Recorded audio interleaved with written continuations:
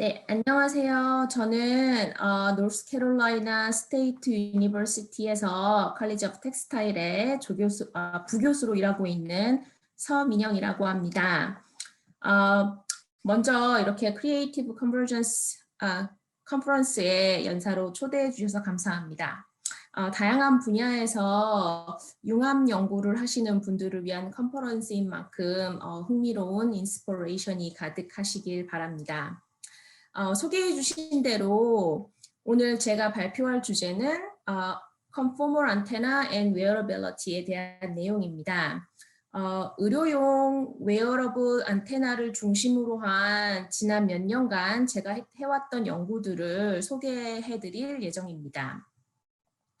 먼저 연구 소개를 해드리기에 앞서서 우리가 일상생활에서 사용하는 기계들이 이제까지 어떻게 변화해 오고 진화해 왔는지를 살펴보기 위해서 두 가지 비유를 제가 들어보려고 합니다. 시계랑 전화인데요. 시계랑 전화가 처음 개발된 초창기에는 온 동네 사람들이 한 대의 시계와 한 대의 전화를 공유했다고 합니다. 그러다가 사람들은 점점 이 기계들을 각자 집에 들여놓고 개인적으로 소유하게 되었습니다. 그리고 그 다음 단계로는 사람들이 이거를 집에 두는 것뿐만이 아니라 손에 들고 다니면서 이동 중에 사용할 수 있는 형태로 진화가 되었고요. 그러다가 여기 지금 다이어그램의 마지막 부분을 보시면 이제 손이 자유로워지길 원하는 거죠, 사람들이. 그래서 점차 이런 기계들이 몸에 걸칠 수 있는 형태로 진화가 되었다고 볼 수 있습니다. 그럼 이제 이렇게 중요한 진화의 단계에서 어떤 테크놀로지들이 필요했을지 생각을 한번 해보면 먼저 그냥 접근 가능한 기계에서 가질 수 있는 기계로 변화하기 위해서는 제일 중요한 핵심 기술은 대량 생산화였다고 합니다. 일단 이런 기계들이 적당한 규격과 사이즈로 스탠더디제이션이 좀 이루어져야 될 필요가 있었고, 더 중요한 거는 생산 가격, 단가가 좀 내려가야 될 필요가 있었죠. 이런 거를 바탕으로 사람들이 이런 기계들을 각자 소유할 수 있게 되었고, 그 다음 단계로 넘어갈 때 필요했던 핵심 기술은 휴대화였어요. 이러기 위해서는 일단 기계에 연결되어 있던 모든 선들이 제거되어야 했고요. 포터블 해야 되니까요. 그리고 이게 그 파워도 이렇게 모바일로 제공되어야 되기 때문에 이렇게 배터리 같은 모바일 파워에 대한 기술이 뒷받침되어야 이런 휴대화가 가능했었습니다. 마지막으로 이 기계들을 웨어러블하게 사용하기 위해서는 가장 중요한 게 소량화와 경량화라고 볼 수 있겠습니다. 제가 하는 연구는 지금 보여드렸던 이런 기계들의 진화 과정을 시계나 전화가 아닌 의료기계에 적용하는 것에 대한 내용입니다. 지금 현재 우리 대부분은 병원이나 뭐 요양원 같은 의료시설을 통해서 대부분의 우리가 필요한 의료 장비들을 여러 사람들하고 공유해서 사용하고 있죠. 뭐 엑스레이 기계나 CT, MRI 기계들이 다 그렇고 많은 장비들을 우리는 그렇게 다른 사람들과 공유해서 현재는 사용하고 있습니다. 하지만 좀 간단하고 저가의 장비들은 이미 많은 개인과 가정에서 직접 소유하고 있는 것들도 있습니다. 체온계나 혈압계 같은 간단한 장비들이 그런 기계에 속합니다. 이제 우리는 이런 의료 기계들을 개인화하고 한 발 더 나아가서 몸에 걸칠 수 있는 형태로 개발을 해서 장기적인 치료를 필요로 하는 사람들에게 도움을 주려고 연구를 하고 있습니다. 그래서 웨어러블 메디컬 디바이스를 개발하는 것인데요. 이 웨어러블 메디컬 디바이스를 연구하는 것은 다양한 분야에서 인터디서플리너리한 접근을 필요로 하기 때문에 우리가 생각하는 것만큼 그렇게 간단하지는 않습니다. 일단 심플하게 접근을 해보면 이렇게 크게 세 가지 디서플린에서 웨어러블 메디컬 디바이스의 한 단어씩 클로딩 앤 텍스타일, 온컬러지, 바이오메디컬 엔지니어링 이런 분야에서 웨어러블 메디컬 디바이스의 단어를 하나씩 맡고 있다고 생각해 볼 수 있을 것 같습니다. 아시다시피 저는 클로딩 앤 텍스타일 이 첫 번째 원에 속한 사람이고요.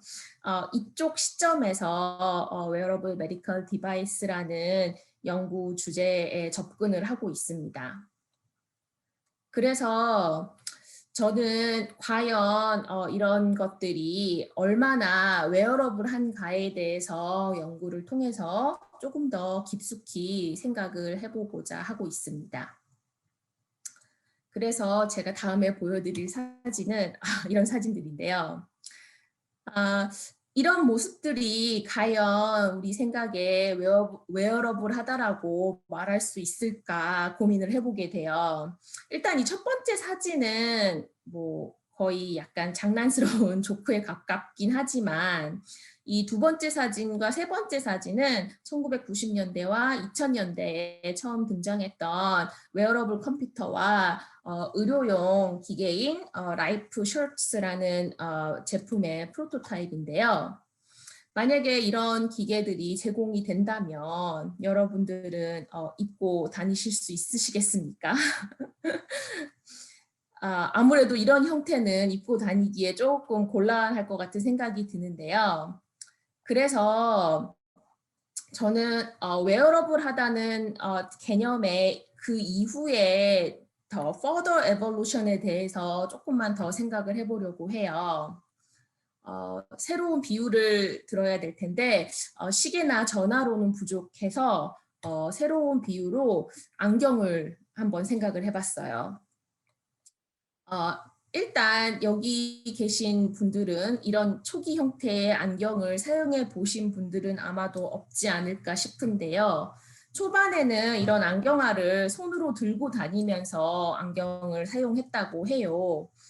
그리고 이제 웨어러블한 형태의 안경이 되고 나서 요즘 사람들은 대부분 이런 모양의 안경을 쓰고 다닙니다. 그리고 아시다시피 컨택트 렌즈도 사람들이 많이 사용을 하고 있지요.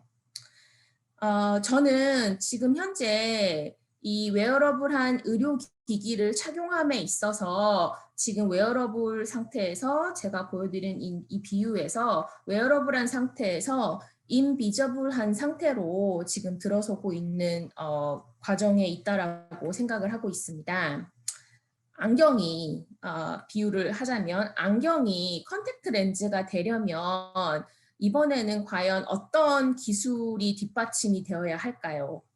생각을 해보면 제 생각에는 가장 중요한 핵심 기술은 컨포미티라고 생각을 하거든요. 이거는 약간 플렉서블하고 소프트한 소재를 사용을 해서 착용자의 몸에 딱 이렇게 그 장비가 착용자의 몸에 딱 들어맞아서 물리적인 불편함이나 시각적인 불쾌함을 주지 않아야 될 필요가 있어진 거라고 생각을 합니다. 그래서 저는 웨어러블 디바이스에서 센싱하거나 커뮤니케이션을 하는데 가장 필수적인 요소인 안테나를 텍스타일을 이용을 해서 컨포멀하게 개발하는 것에 초점을 두고 지금까지 연구를 진행하고 있습니다. 서론이 조금 길었지만 이제까지 제가 수행했던 컨포멀 안테나랑 관련된 서너 가지 연구 프로젝트를 이제부터 간단히 소개해 드리려고 합니다. 제가 처음에 연구를 시작했던 시작점은 텍스타일 안테나의 성능이 이 밴딩 디포메이션을 통해서 어떻게 변화하는가에 대한 것이었습니다. 일단 이런 텍스타일을 이용해서 플렉서블한 안테나를 개발하는 할 때 좀 이렇게 충분한 안테나 성능을 얻기 위해서는 꽤나 두툼한 텍스타일 서브스트레이트가 필요했어요. 그래서 저 같은 경우에는 일반적인 폴리에스터 패브릭을 10장을 겹쳐서 사용을 했고요. 밴딩 이후에 안테나 성능이 변화하면서 이게 형태가 바뀌기 때문에 안테나가 최적화되는 지점이 많이 바뀐다는 점을 관찰을 했거든요. 그래서 안테나 성능은 전체적으로 많이 약화되는 경향이 있었어요. 밴딩을 통해서. 그렇지만 이런 어테뉴에이션이 예측 가능한 범위 내에, 측정 가능한 범위 내에 있었기 때문에 저희는 처음부터 이렇게 정해진 공률을 가지고 안테나를 새로 디자인한다면 얼마든지 이런 밴딩 디포메이션은 성능적으로 극복이 가능한 것으로 결론을 내린 연구였고요. 이러한 사실을 확인한 다음에 그 다음 단계로 진행한 연구에서는 female breast cancer를 하이퍼더미아 치료를 돕기 위해서 구형의 컨포멀 안테나를 개발하는 연구를 시작했습니다. 하이퍼더미아라는 치료는 직접적으로 암세포를 죽이지는 못하는 걸로 알려져 있는데요.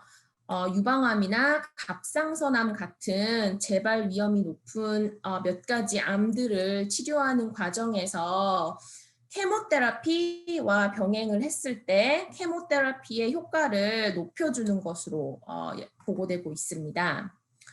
그래서 간단히 말씀드리면 이 프린시플은 이 캔서 셀이 튜머가 있는 그 바디 파트에 국소적으로 체온을 5도에서 6도 정도 올려주는 치료를 하는 건데요.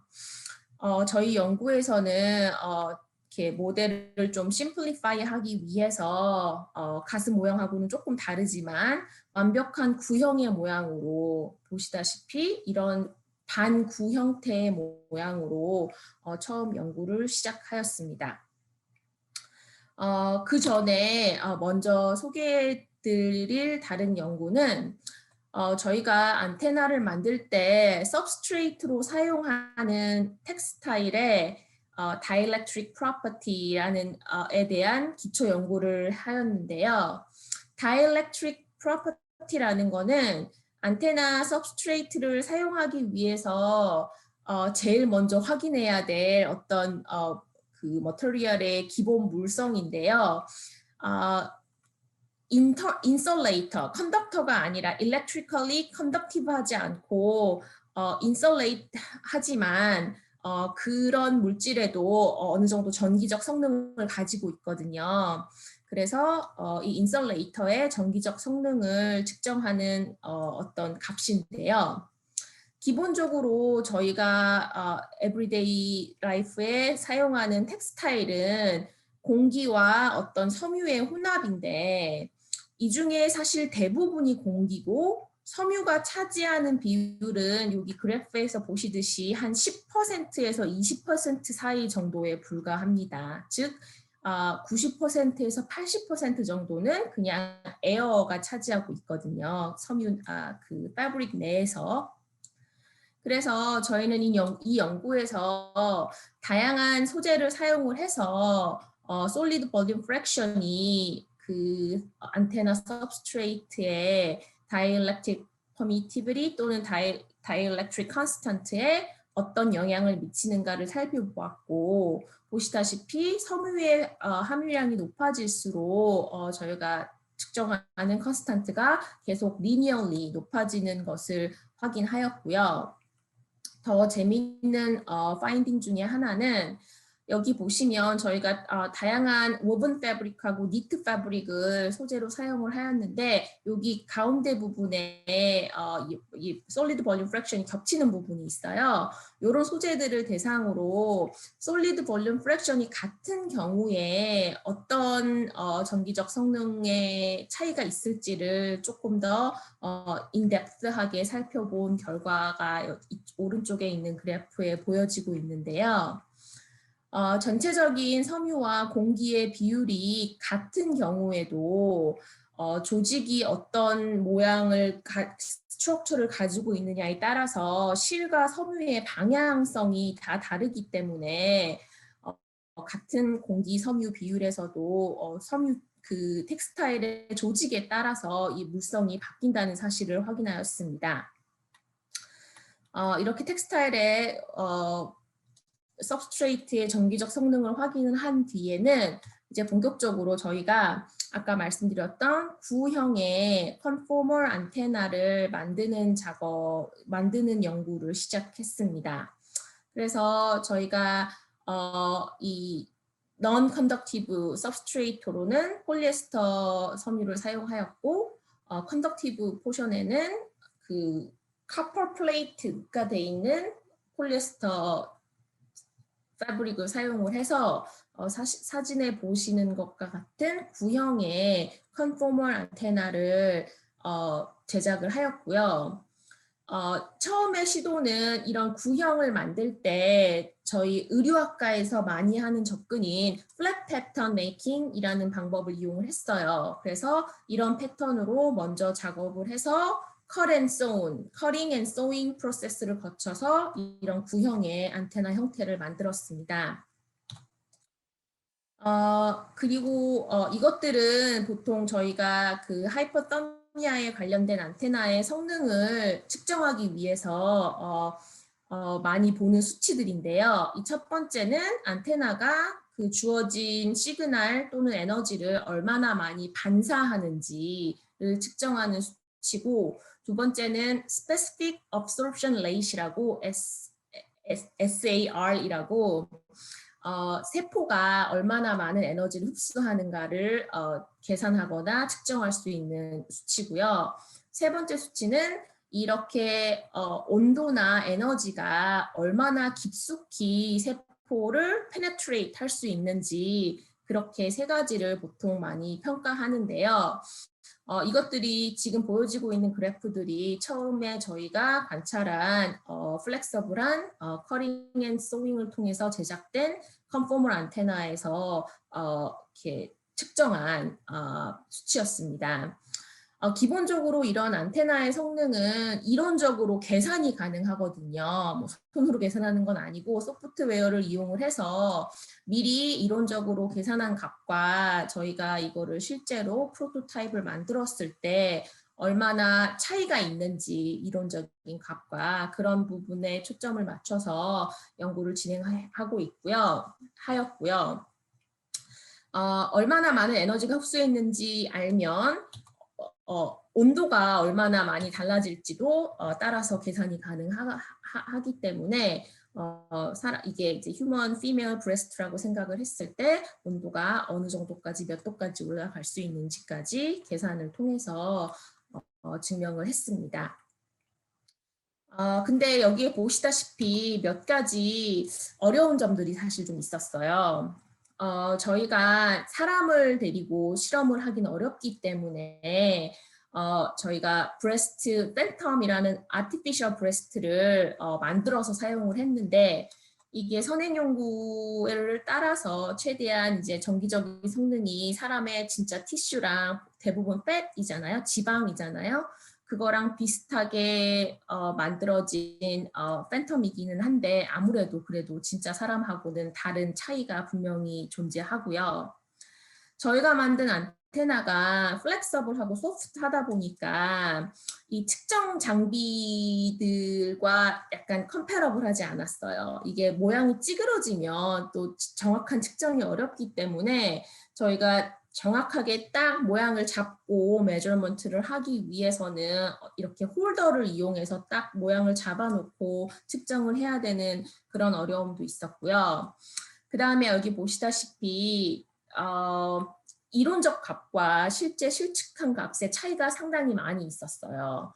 이게 열이 바깥으로 이렇게 낭비되는 열도 있고 디서페이션이 있었고 그 티슈 내에서도 그 에너지가 이렇게 확산돼 디서페이트 되기 때문에 이런 것으로 저희가 생각을 하고 있는데요.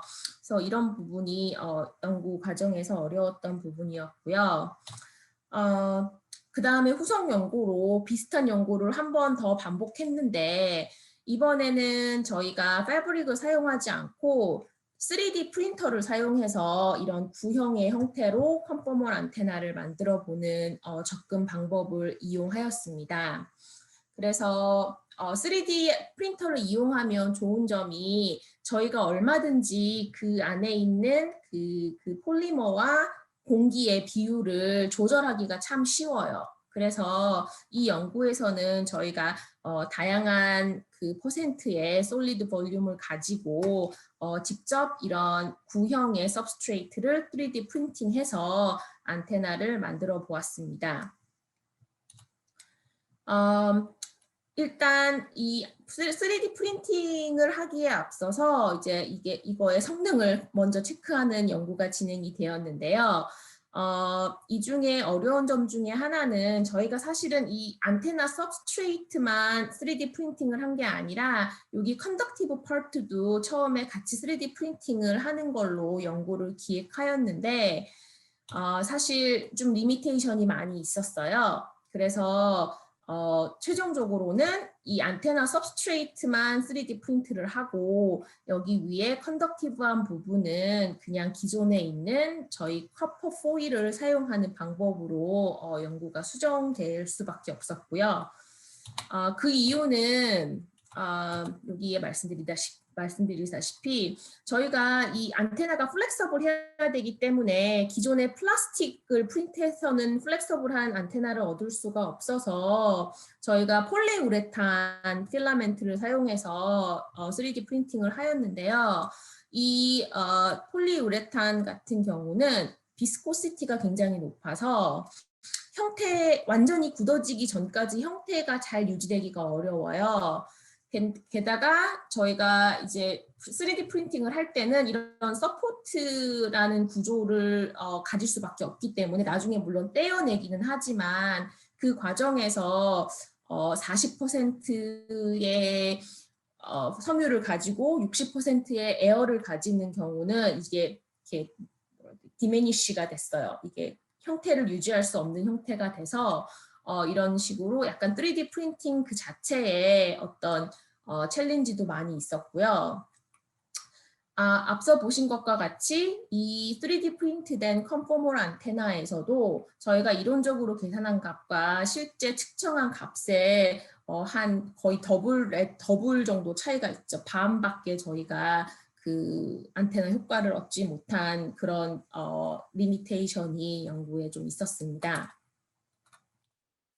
그래서 비교를 해보면 아까 커링 앤 소잉을 통해서 만든 안테나와 3D 프린팅을 통해서 제작한 안테나를 비교를 해보면 대충 비슷해요. 한 1분 30초에서 한 15분에서 한 20분 정도 트리트먼트를 진행했을 때 계산상으로는 최대 7도씨까지 온도가 올라가는 걸로 계산이 되었지만 실제로 저희가 어치브할 수 있었던 거는 그거의 절반 정도밖에 안 되는 3도 정도의 temperature increase만 저희가 observe 할 수 있었고요.